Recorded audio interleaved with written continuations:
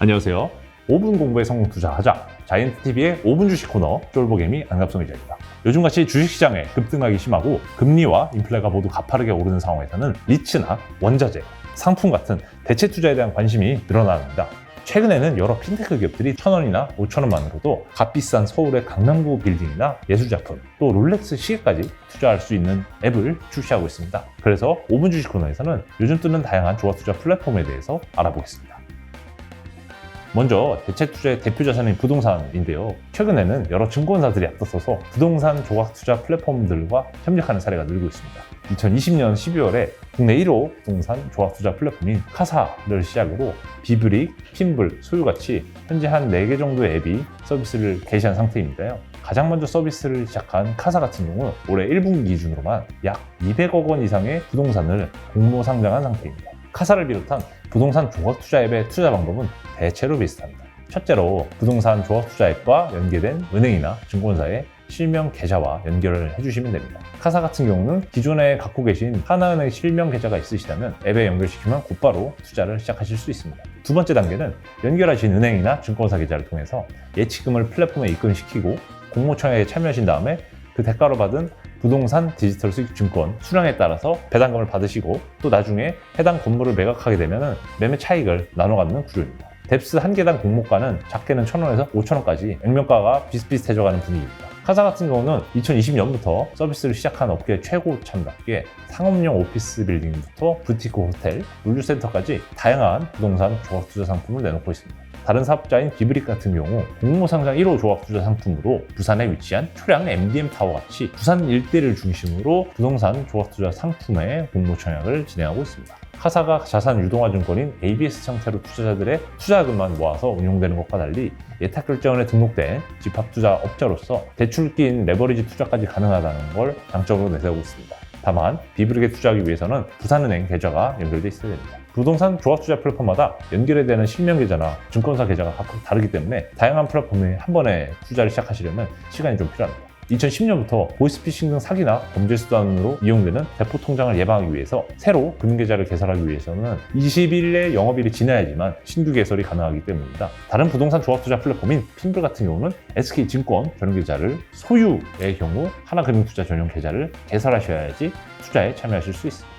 플랫폼 소유 같은 경우 오는 6월에 대형 오피스 빌딩이 아니라 안국에 위치한 다운타우너라는 개별 상가를 1호 상품으로 공모 청약을 진행할 예정인데요. 투자에 대한 배당금 수익뿐만이 아니라 공모 투자자로 참여하기만 하더라도 매월 1회 무료 음료 서비스를 받을 수 있다는 점이 재미있습니다. 핀블 같은 경우는 아직 구체적인 1호 상품이 안내되지 않은 상황입니다.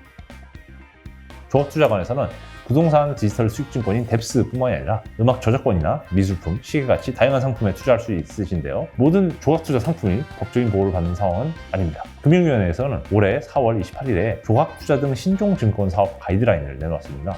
해당 가이드라인에 따르면 조각투자 상품의 증권성을 인정받는 경우 조각투자 사업자는 자본시장법 등 관련 법령을 준수해서 규제를 받아야 됩니다. 조합투자 플랫폼 사업자들이 증권성을 인정받은 상품을 취급하는 경우 증권신고서를 제출하는 등 공시 규제를 받고 또 해당 사업자는 투자중개업에 등록하는 등 인허가 규제도 적용됩니다. 다만 케이스 바이 케이스로 금융규제 샌드박스를 적용받는 사업자 같은 경우는 한시적으로 규제 특례를 적용받을 수 있습니다.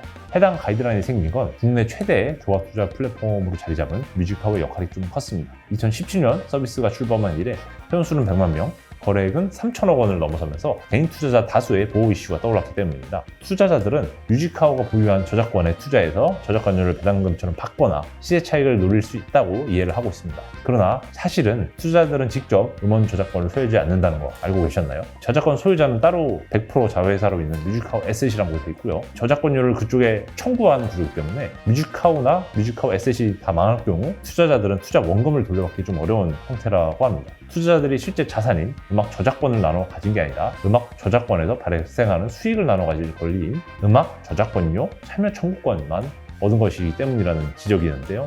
금융위원회는 뮤직하우의 음악 저작권료 참여 청구권을 증권의 일종인 투자 계약 증권으로 판단하면서 뮤직하우 역시도 자본시장법상의 규제를 받을 가능성이 높아졌습니다. 이에 대해서 뮤직하우 또한 할 말이 있었습니다.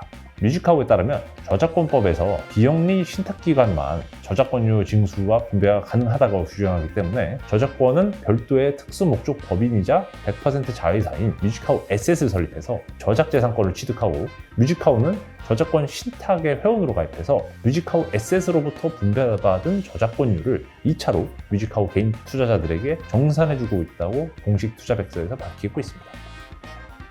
뮤직하우 사례 이후 주식이나 채권, 펀드, 하장상품 같이 전통적인 증권 투자의 법적 범위가 넓어질 것으로 보입니다. 제도화가 비교적 빠르게 진행되고 있는 부동산이나 음악 저작권료 청구권 조각 투자 외에도 테사나 소투 같은 1,000원으로 시작하는 미술품 조각 투자 플랫폼, 또 현물 조각 투자 플랫폼 피스, 실물 한우 송아지에 투자해서 한우 경매 판매 수익금을 나눠받는 뱅카우 같이 다양한 조각 투자 플랫폼이 앞서터 서비스를 출시하고 있습니다.